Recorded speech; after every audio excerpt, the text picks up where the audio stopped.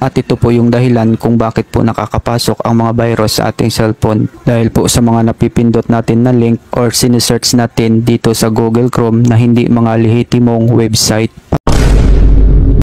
May dalawang paraan para linisin at tanggalin ang mga virus sa ating Android phone. At ang mga dahilan kaya nagkaroon ng virus ang inyong cellphone dahil sa mga napipindot natin na link or nasi-search natin na hindi lehitimong website dito sa Google Chrome. Kaya ang inyong cellphone ay laging naglalag or naging mabagal na ito.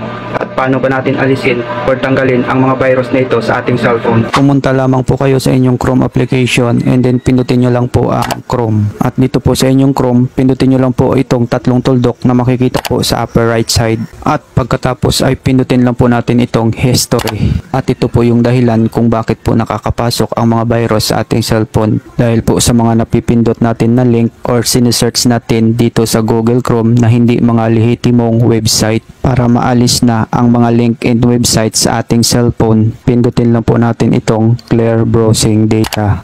At pindutin ulit ang clear data. At yan ang mga unang paraan para maalis ang mga virus sa ating cellphone. At pagkatapos ay mag-back lang po kayo at bumalik po sa ating cellphone. So dito po sa inyong cellphone, hanapin nyo lang po dito ang Phone Manager application. At pagkatapos ay pindutin lang po natin. At pindutin lang po natin itong virus scan. So dito po ay antayin lang po natin na mag 100% at malalaman na natin kung ilan ang malicious app at malicious files ang kanyang malilinis. So ganun lang po kadali kung paano po linisin at tanggalin ang mga virus sa ating cellphone.